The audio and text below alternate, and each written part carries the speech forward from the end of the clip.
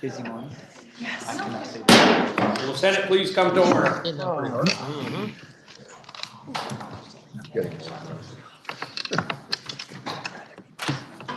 We'll take a moment of silence in lieu of a devotional.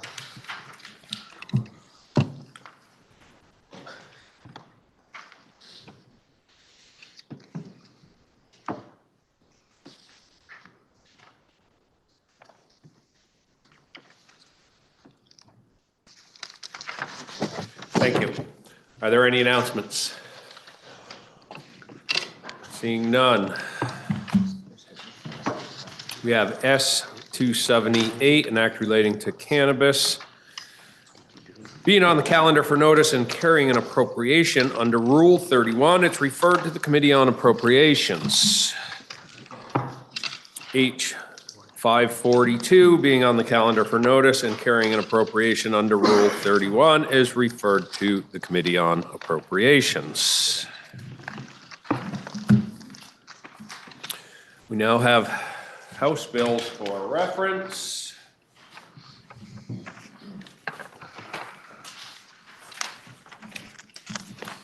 H-549, an act relating to eligibility of sentenced or detained individuals to obtain a state-issued non-driver identification card, replacement operator's license, or replacement learner's permit. Please listen to the first reading of the bill.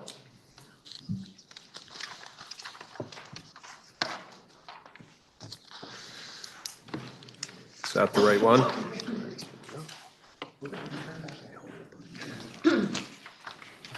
H-549, an act relating to... Two? Okay. H-549, an act relating to eligibility of sentenced or detained individuals to obtain a state-issued non-driver identification card, replacement operator's license, or replacement learner's permit. That was 549. Now, you've heard the first reading of the bill, and it is referred to the Committee on Institutions. We now have H-542, an act relating to terminating testing of schools in Vermont for polychlorinated biayas. Please listen to the first reading of the bill. Point of inquiry. H-542, an act relating to terminating testing of schools in Vermont for polychlorinated biphenyls. Now you've heard the first reading of the bill. It's referred to the Committee on Education. We have H-588, an act relating to professions and occupations regulated by the Office of Professional Regulation, introduced by Representative Byrong. It passed the House on March 17th of 2026. Listen to the first reading. H-588, an act relating to professions and occupations regulated by the Office of Professional Regulation. Now you've heard the first reading. It's referred to the Committee on Government Operations. H-674, an act relating to the creation of the Vermont Sister State Program, introduced by Representative Granning and others. It passed the House on March 17th of 2026. Listen to the first reading of the bill. H-674, an act relating to the creation of the Vermont Sister State Program. Now you've heard the first reading. It's referred to the Committee on Economic Development. H-762, an act relating to the County and Regional Governance Study Committee, introduced by Representative Byrong. It passed the House on March 17th of 2026. Listen to the first reading. H-762, an act relating to County and Regional Governance Study Committee. Now you've heard the first reading of the bill. It's referred to the Committee on Government Operations. H-841, an act relating to miscellaneous animal welfare procedures, introduced by Representative Waters Evans. It passed the House on March 13th, 2026.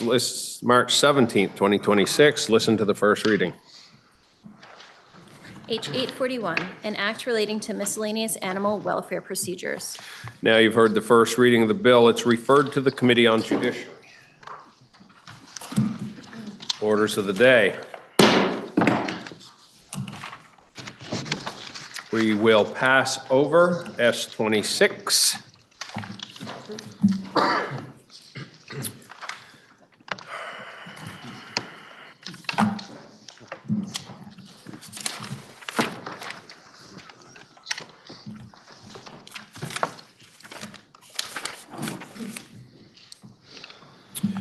We have S 138 for third reading. Are there any amendments prior to third reading?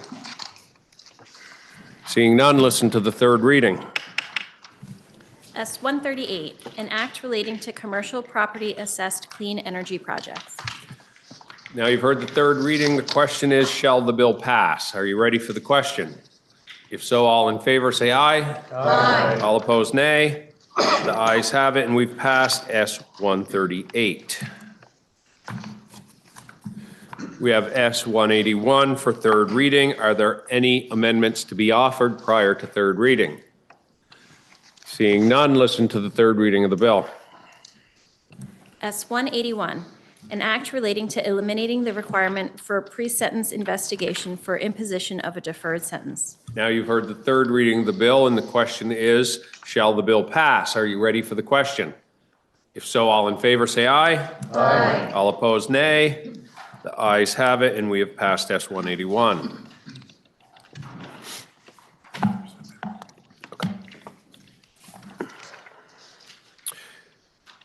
We have S 206 for third reading. Are there any amendments prior to third reading? Senator from Bennington. I have an amendment that's being distributed. Listen.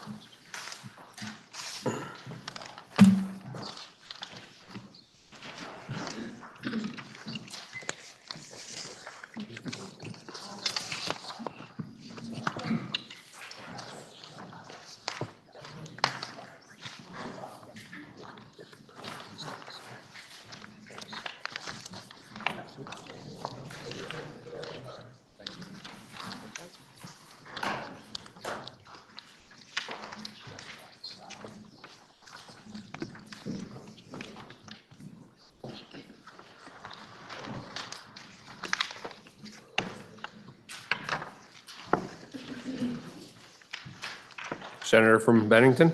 Mr. President, the pages have just passed out an amendment to S 206. I will say that I had a chance to take the amendment to the Health and Welfare Committee this morning, and they'll tell you how they voted. But I think my understanding is the vote out was favorable. And the amendment really does two things. It recognizes the importance of the maintenance of a system of home child care centers, especially in parts of rural Vermont that don't have access to larger centers.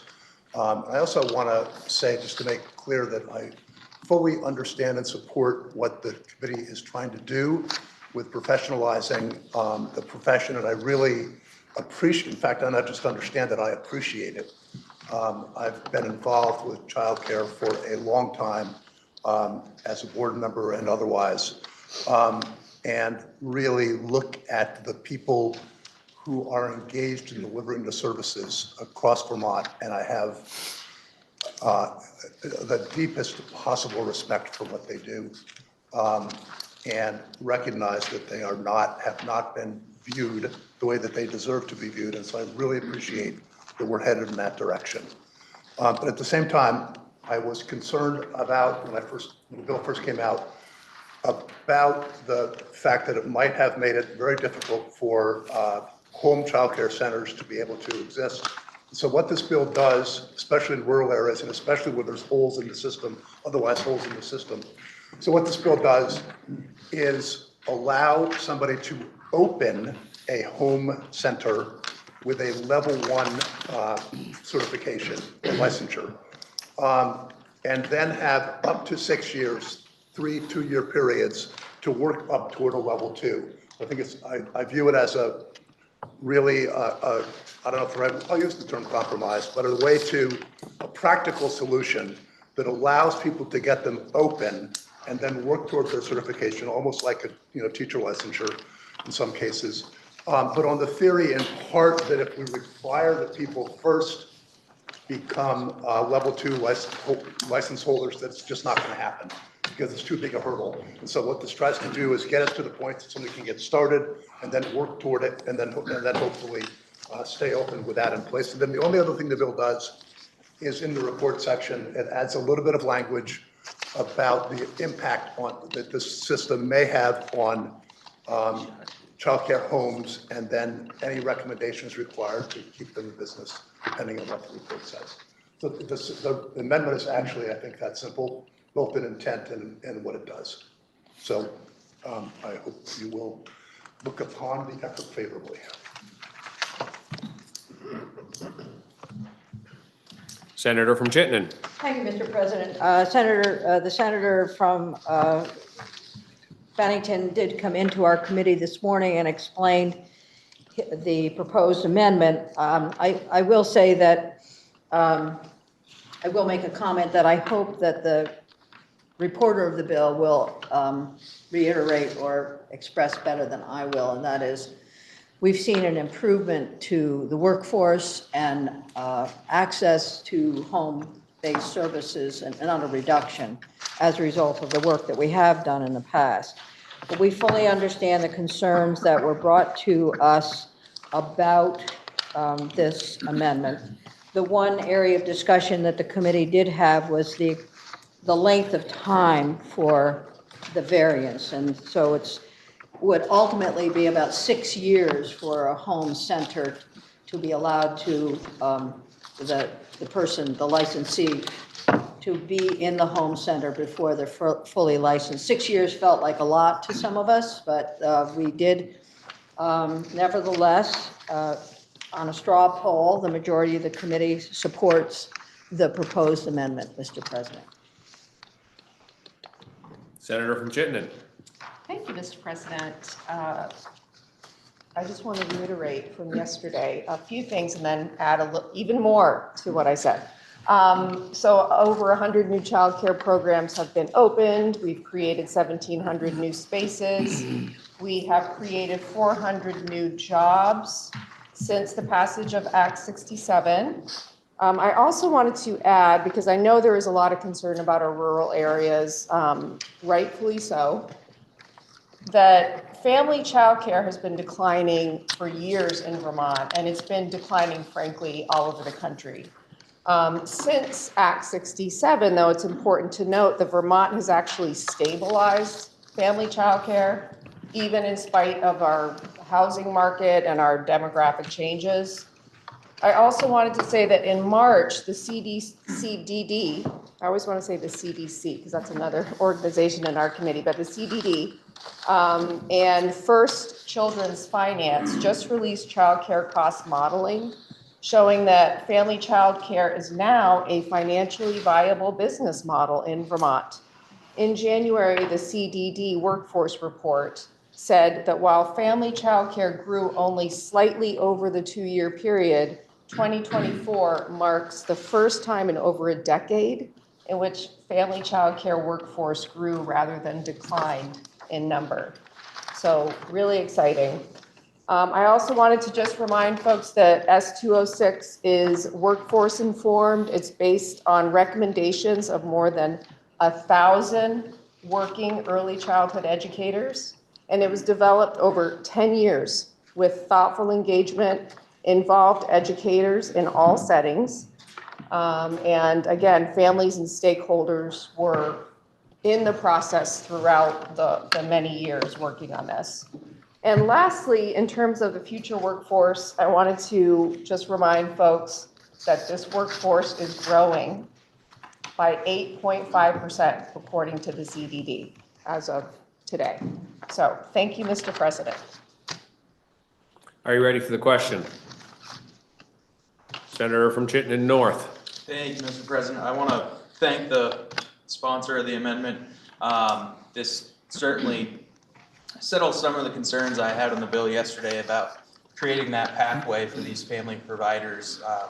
Like the presenter of the amendment stated, that there are pockets of the state that these family providers provide a genuine great service of capacity for childcare across the state of Vermont, and I feel that having this EC1 into a 2 over a course of up to 6 years will help transition those licensees into being able to come in compliance with what this bill aims to be. And I had some more conversations last night, actually, with a family provider, former family provider. And I kind of picked her brain a little bit about the different levels, and also she's been a family provider and in a child care center setting. The different levels and how much education that would be involved in this bill, and having this amendment really satisfies my concerns about having these two paths. So I appreciate the senator bringing this forward, and also the committee having a favorable view on that. So thank you. Are you ready for the question? So the question is, shall the bill be amended as offered by the senator from Bennington? Are you ready for the question? Roll call. Roll call has been requested, and when the vote is taken, it shall be by roll. Are you ready for the question? Senator from Chittenden North. I'd like to rescind that question. We'll do it. Shall the bill pass? I apologize for jumping ahead. It is very exciting, Senator. Are you ready for the question? The question is, shall the bill be amended as offered by the senator from Bennington? All in favor say aye. Aye. All opposed, nay. Nay. The ayes appear to have it. The ayes do have it. And you have amended S206 as offered by the senator from Bennington. The question now is, oh, we haven't read it the third time. Please listen to the third reading of the bill. S206, an act relating to licensure of early childhood educators by the Office of Professional Regulation. And now the question is, shall the bill as amended pass? Senator from Essex. Thank you, Mr. President. A lot was said yesterday about figures. I get that sometimes they're uncomfortable when you aren't trying to talk about them. Figures are funny things. It's been said that figures don't lie, but that liars can figure, but that's unfair at times because any side trying to make their point can be unfairly accused of being inaccurate. I want to take a few minutes and use numbers that we heard in the chamber yesterday. First, how much have we spent to fix a segment in our economy that was 80% decimated by legislation?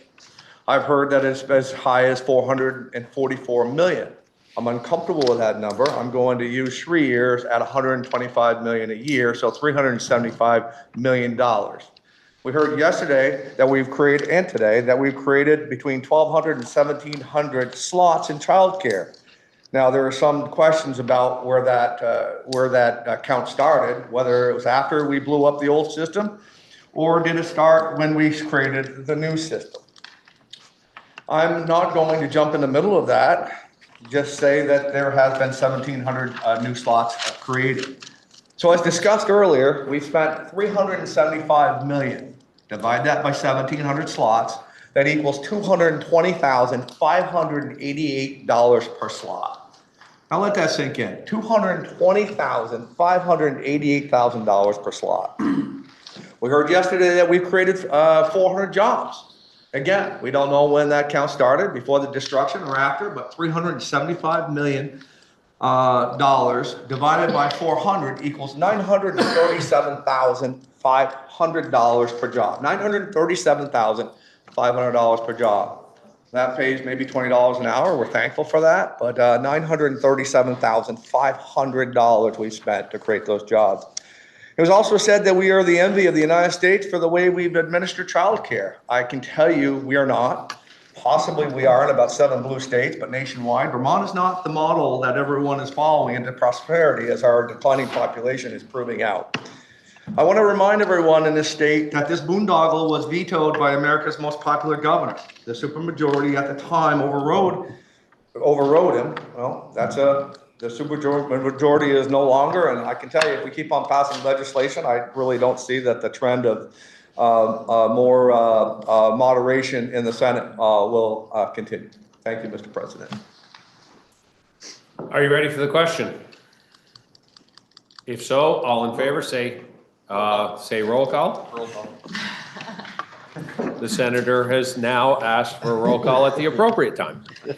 So when the vote is taken, it shall be by roll. If you are ready for the question, Senate Secretary shall call the roll.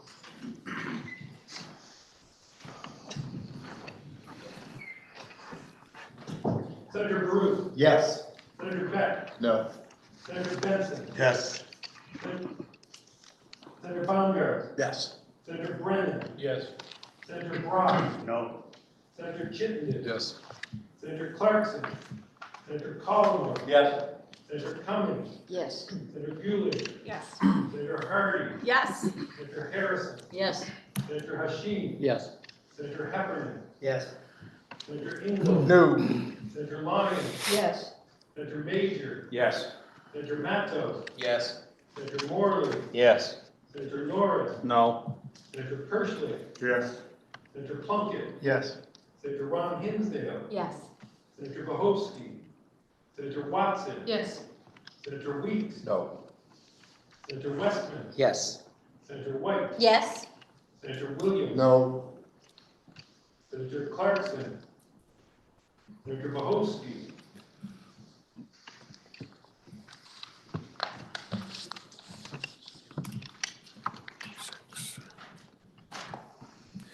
Those voting yes, 22. Those voting no, 6. And S-206 has passed as amended.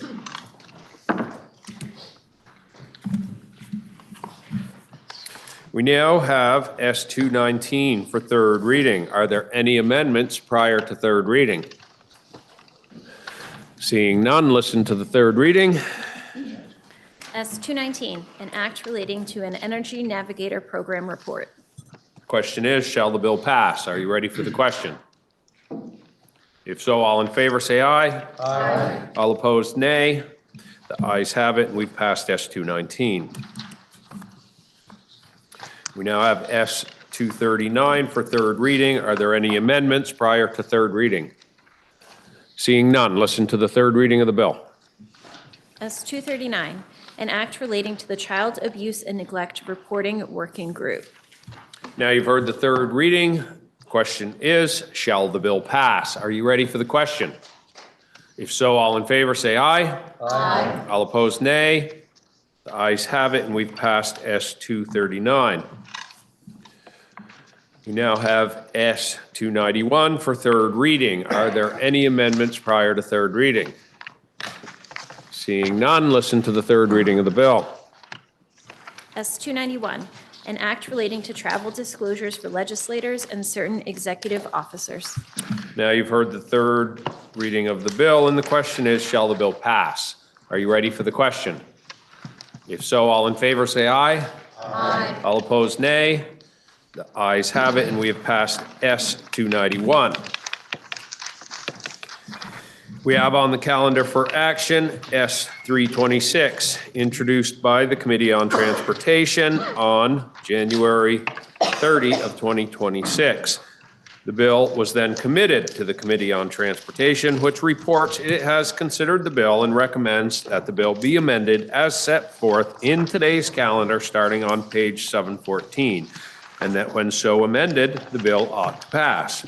Affecting the revenues of the state, the bill was referred to the Committee on Finance, which reports that the bill ought to pass when amended by the Committee on Transportation. Affecting the appropriations of the state, the bill was referred to the Committee on Appropriations, which reports that the bill ought to pass when amended by the Committee on Transportation. Listen to the second reading of the bill. S-326, an act relating to miscellaneous amendments to laws relating to motor vehicles. Recognize the senator from Lamoille, Senator Westman, for the report of the Committee on Transportation. I will first start by saying we're going to do something slightly unusual. Our committee voted the bill out, and we received financial information from the Department of Motor Vehicles. The next day, we got information from the Joint Fiscal Office that conflicted with the Department of Motor Vehicles. And what we did was, you have an amendment on page 714 that is a strike-all amendment from all of the members on transportation, and we took the two sections out that we received conflicting information about. So at this time, I would move to substitute the recommendation of the amendment for the recommendation of amendment on the Committee on Transportation. Senator from Lamoille has moved to substitute a recommendation of amendment for the recommendation of the Committee on Transportation. Are you ready for the question? If so, all in favor say aye. Aye. All opposed, nay. Ayes have it, and you've substituted the recommendation of amendment of the Committee on Transportation. Senator from Lamoille. The way the process works in transportation is every year we have a miscellaneous DMV bill.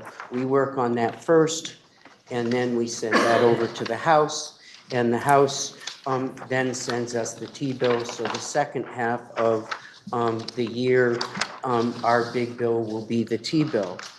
What we have is in this miscellaneous bill, it makes targeted updates across the board to transportation statutes. It supports, and there are a number of areas we deal with in this. It supports reentry of individuals leaving corrections by ensuring that they can get driver's licenses. It deals with fines in Smuggler's Notch again, which we've done for years. It modernizes salvage and duplicate title process. It creates a clear path for K vehicles and limited use specialty vehicles. It directs DMV to reform the inspection manual. And it updates snowmobile, motor vehicles, or motorboats, license plates, and motorcycle exhaust compliance. The biggest thing that we worked on here in this bill is, I would call it a modernization and making the inspection manual more practical. On the ground, it's probably going to take the inspection manual, which is 350 pages now, and reduce it by more than half. And it will focus the inspection manual on safety issues.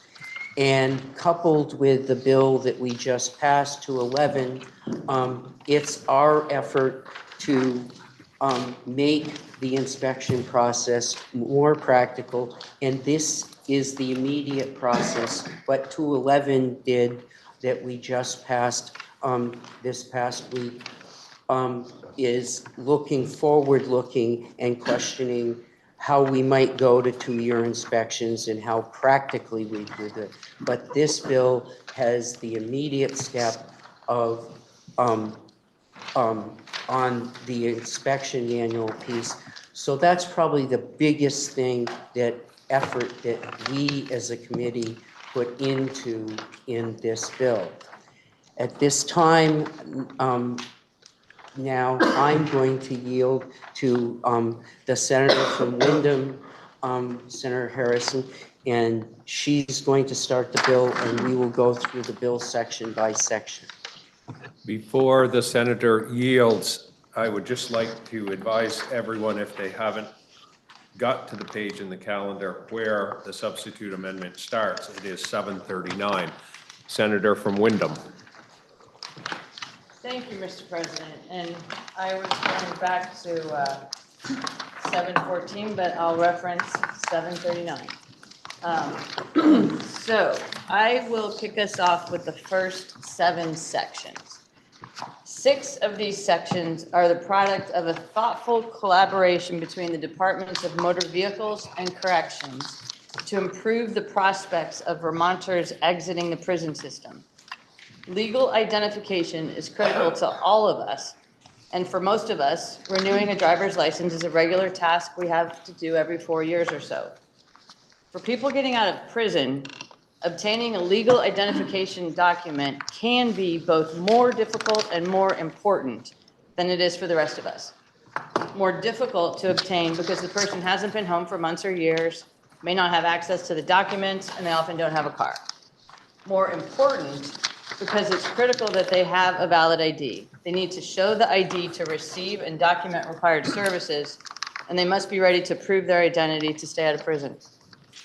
The two departments, Corrections and DMV, excuse me, worked together to expand the existing process with minimal financial impact to the state.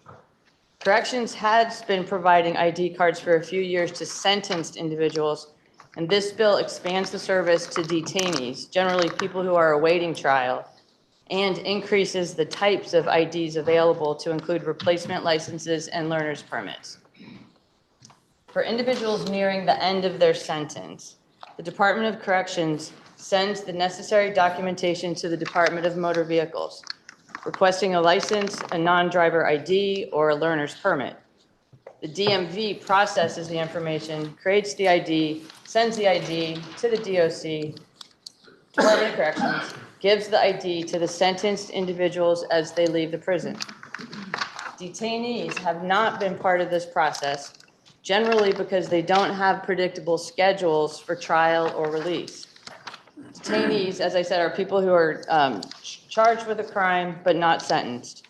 In other states, they are often held in local jails, not prisons. This bill proposes that when a detainee has been held at least 6 months, the DOC will gather the documents that the detained person will need for an ID, replacement license or learner's permit. And what happens is they'll provide the documents to the person as opposed to the ID, because the process just can't happen quickly enough. The detainee will still get the ID at no charge when they go to the DMV office. Clear as mud, right?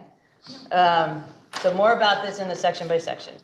So section 1 amends 23 VSA, section 115, non-driver identification cards, with 3 separate instances of amendment. The first amendment applies to all residents in the state, and this adds language to make it clear that a resident may not have both an operator's license and a non-driver identification card at the same time. You'll see that language on page 39. The second amendment in this section updates language relating to providing a non-driver ID to sentenced individuals upon completion of a prison sentence. The third amendment is a new provision for an individual who has been detained for 6 months or more, that they are eligible for a non-driver identification card at no charge. Again, the detainee has provided the documentation that they will need to bring to the DMV office. Section 2 amends 23 VSA Section 616, and this is a replacement for sentenced individuals. This section permits the Department of Corrections to provide offenders sentenced to 6 months or more in prison who have a current license or a license that expired less than 3 years before with a no-cost replacement license when they are released. So essentially, you'll notice that both the type of person and the type of license results in many different sections. Section 3 amends 23 VSA Section 616, which is a replacement for detainees. So this permits the Department of Corrections to allow detainees who have a current license or a license that expired less than 3 years before to apply for a no-cost license when they are released. Again, the department will obtain the documentation and provide it to the person as they leave the facility. Section 4 amends 23 VSA Section 616, learner's permit. This permits DOC to provide offenders sentenced to 6 months or more in prison who have a current learner's permit or a permit that expired less than 2 years before with a no-cost replacement learner's permit when they are released. Section 5 amends 23 VSA Section 617, learner's permit, and this is for detainees. The Department of Correction will obtain the documentation as reasonably practicable, coordinate with the Department of Motor Vehicles, and provide the individual with the documentation. Section 6 amends 28 VSA Section 102, and this is the last section regarding those processes. And it provides authority to the Commissioner of Corrections to work with the Department of Motor Vehicles to do all of these processes that I've discussed, provide documents and the non-driver identification cards, replacement licenses, and learner's permits.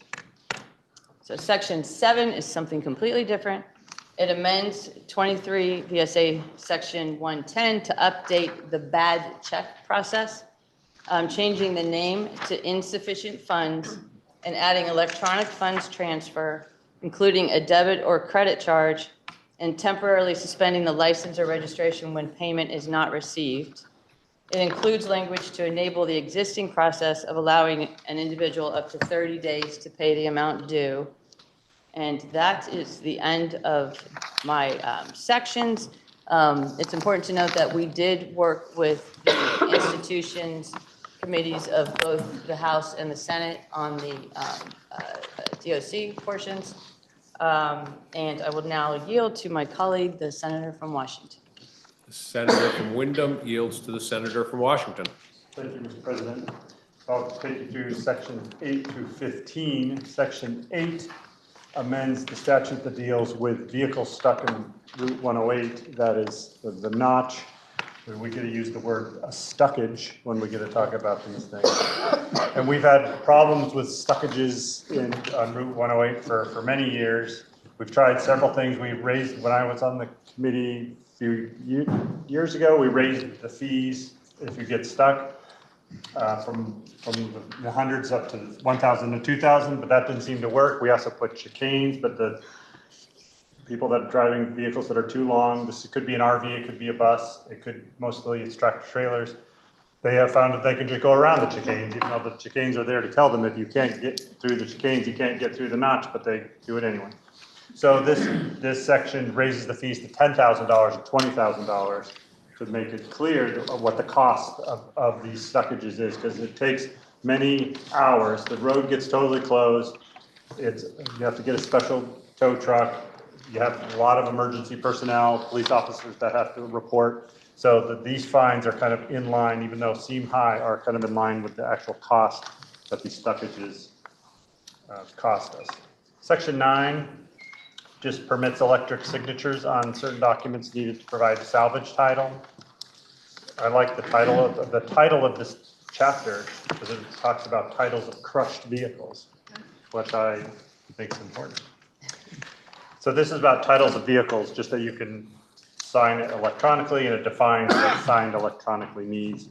It's very specific about that. Section 10, this is on page 747, following along, permits DMV to hand a person a duplicate of a motor vehicle title. So if you lost your title or got destroyed and you need another one, the statute only allowed them to mail it. So even if you went into DMV, they had to mail it to you if they were following the statute.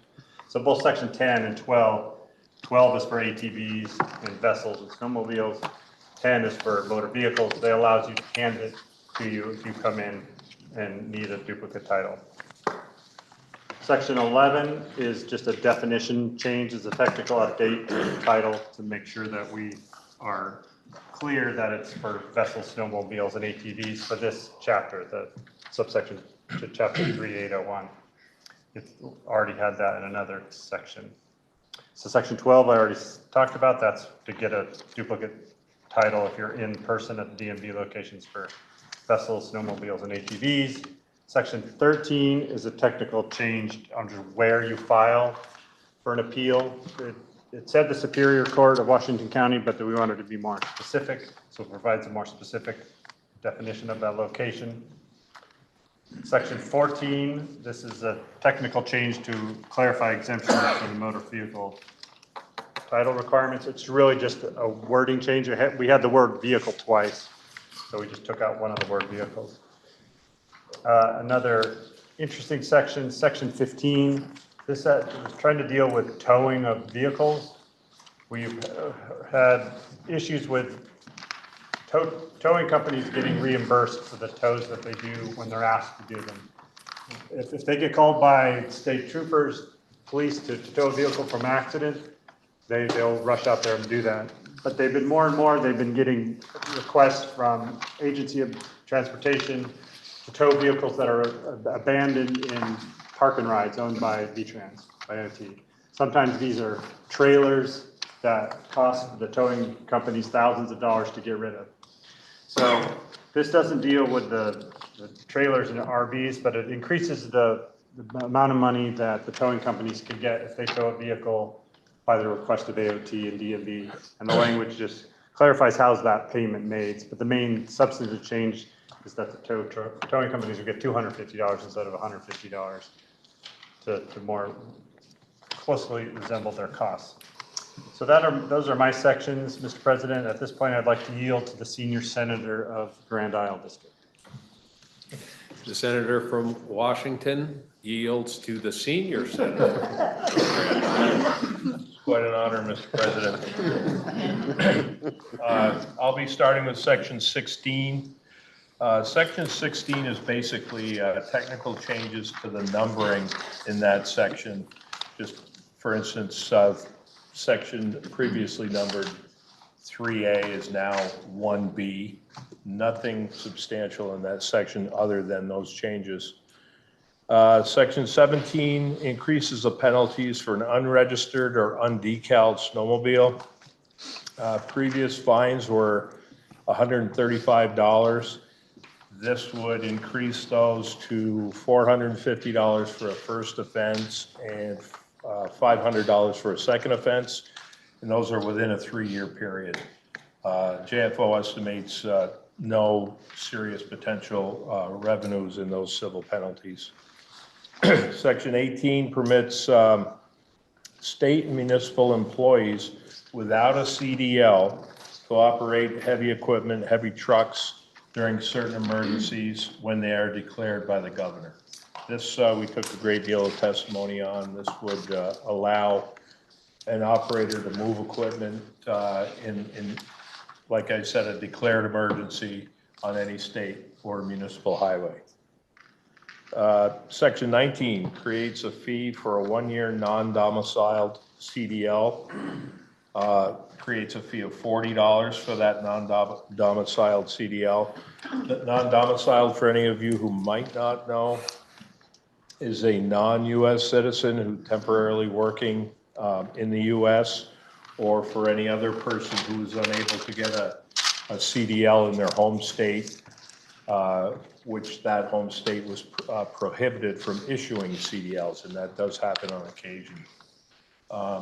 This also, JFO memo, would have a de minimis effect on state revenues. I think in 2025, there were only 16 issued.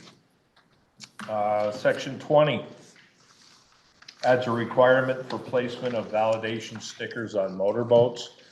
I think you will see a sticker, registration sticker.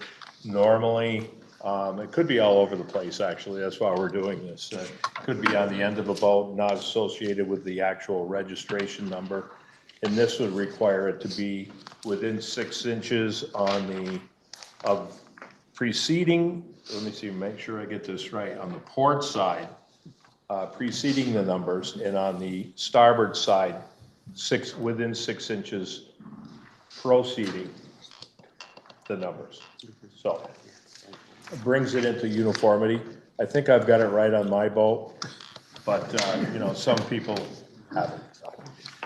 Section 21 requires the use of personal flotation devices. This is an important issue. We took a great deal of testimony on this section. Requires the use, wearing of a personal flotation device between November 1st and April 30th. And it also has a carve-out for hunting or bow fishing during that period of time in less than 3 feet of water. So we took testimony, we heard from the fishing and hunting community that within 3 feet of water, this wasn't something they could actually continue to do with that flotation device on. So when they're in 3 feet of water or less, which they normally are, they're exempt. And that's pretty much it for that section. I will mention that this requirement doesn't apply to ferries or other vessels that are inspected by the Coast Guard. That's important to know. So that's it for my sections. At this point, I'll yield, Mr. President, to the Senator from Windsor, Senator White. The senior senator from Grand Isle yields to the senator from Windsor. Thank you, Mr. President. You're going to have a handout coming your way because my section starts on page 755 of your calendar today and starts with section 22. You're going to hear from me until section 29. So the reason you're getting a handout is because for the first time in Vermont history, we are defining the mini truck. Now, what is the mini truck? If you go to page 755, you will see the exact definition, but I hope this handout will provide to you a visual of what you probably know to be a mini truck or a K vehicle. We spent significant time talking about this proposal in committee due to the inconsistent application of the registration process for Vermont vehicle owners. While the Department of Motor Vehicles had informed us that they were registering these vehicles, they didn't have a problem with them. What we heard from different constituents was when they attempted to register their K vehicle, they were told they could not register their K vehicle. And it depended on what DMV you were going to get what answer. So to get the answer that was correct. So our hope in section 22 and also section 23 is to codify and make sure that there is a standard accepted definition of the mini truck, as well as clarity for the Department of Motor Vehicles and the wider community around it. So very exciting. Section 24 relates to the inspection manual. As you remember from last week with Bill S-211, we've spent a lot of time on the inspections process in your Senate Transportation Committee due to the fact that we heard from constituents about the difficulty to pass inspection for non-safety related concerns. So what we do in section 24 is go and look at and require that the Department of Vehicle move forward with expedited rulemaking related to, and you can see the list of identified items that they have to refer to, but it requires the inspection manual to be amended to limit inspection failures to conditions that are an immediate safety risk and to improve clarity and consistency. So hopefully, while we're moving towards a potential biennial inspection with S-211, your constituents will in the meantime see immediate relief as we move certain requirements from failure to advisory through the rulemaking process. Section 25 is close to the heart of the senior senator from Grand Isle, related to home-built vehicles. They're known as kit cars, for example. Section 25, Section 26, and Section 27 all relate to this vehicle. The definitions include both home-built vehicles like kit cars and manufactured vehicles commonly known as resto mods. In Section 26, it establishes requirements for the registration and use of these limited specialty vehicles. It limits that registration to 12 new vehicles per year, includes the same limitations on highways that as we use for the antique exhibition vehicle requirements. So we have one specific company that we've heard from in Vermont that would deeply benefit from these changes, and we continue that thought in Section 26, where we establish those 12 new vehicles per year. In Section 27, also related to this limited use specialty vehicle, they will be subject to safety inspections, but not emissions inspections. Section 28 relates to the manner and display of your license plate. It prohibits the coloring or tinting of numerals and letters on a license plate. It also prohibits the covering or obscuring of letters and numbers on a license plate. So don't block your license plate. They need to be able to see it. Section 29 relates to the condition of vehicles, and in particular requires motorcycles to be equipped with a federally certified muffler, and that provides that the motorcycle without a federally certified muffler will fail inspection. You've seen this language if you've been in the Senate. You've seen this every year for a bit. This is that stamp that is typically on, that's a federal requirement on motorcycle mufflers. If you don't have the stamp, you're going to fail inspection. That's what we're reiterating in this section. Before I yield to the senior senator as well from Lamoille County, I did just want to note appreciation for our chair. This is our second DMV bill as a committee, and we worked through, I think, the problems diligently and heard from more witnesses than I knew was possible on this bill. So with that, I yield with appreciation to the senator from Lamoille. Senator from Windsor yields to the senator from Lamoille. I have section 30, and then we're done. It's the effective dates. The effective dates for the correction sections at the beginning of the bill that the senator from Wyndham had gone is January 1st, and the rest of the sections take effect July 1st, 26. As they said, we have a very long list. We have 29 people, witnesses we heard from, everyone from, as you can imagine, the commissioner of or DMV to corrections. We heard from a lot of people. And as in addition to that, we also heard from, we had a hearing on the inspection sticker piece, and we had probably an hour and a half of people testifying in the hearing around there. I'm happy to provide the list to anybody that would like the list, if they would like it. We voted in committee 5-0-0 in favor of this and recommend it to the body. I'd like to recognize the senator from Chittenden, Senator Chittenden, for the report of the Committee on Finance. Thank you, Mr. President. Your Senate Finance Committee reviewed the substitute amendment. Given that it had de minimis effects in Section 28 and the penalties were JFO cannot estimate the potential revenue. Overall, your committee supported the bill favorably, being that it does not seem to have any non-de minimis effects on state revenues, and we voted 7-0-0 to move the bill forward. Thank you, Mr. President. And I recognize the senator from Loyal, Senator Westman, for the report of the Committee on Appropriations.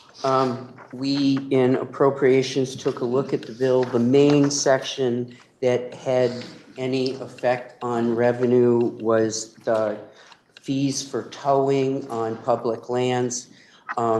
It's a very small amount. It could have an effect of up to $32,000 based upon the number of towings that they've had. That was really the only section that had specific. We did go through a number of the other sections and went through it, but that was the only major one.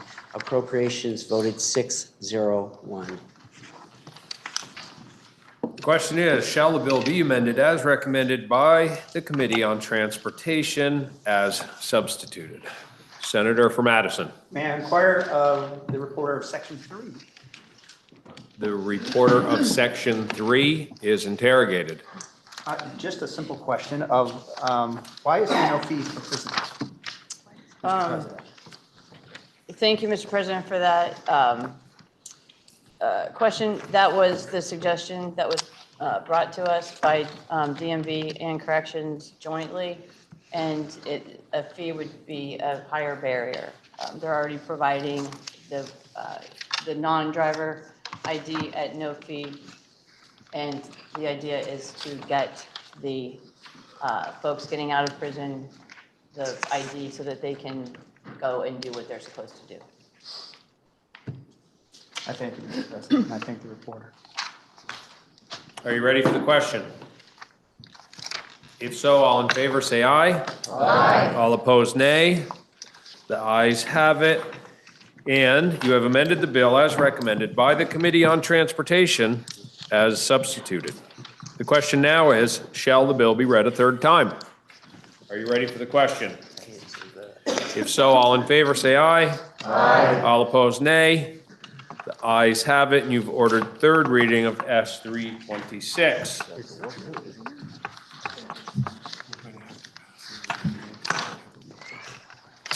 We are going to need to pass over S 89 because the reporter is not here unless there is another plan that I don't know about.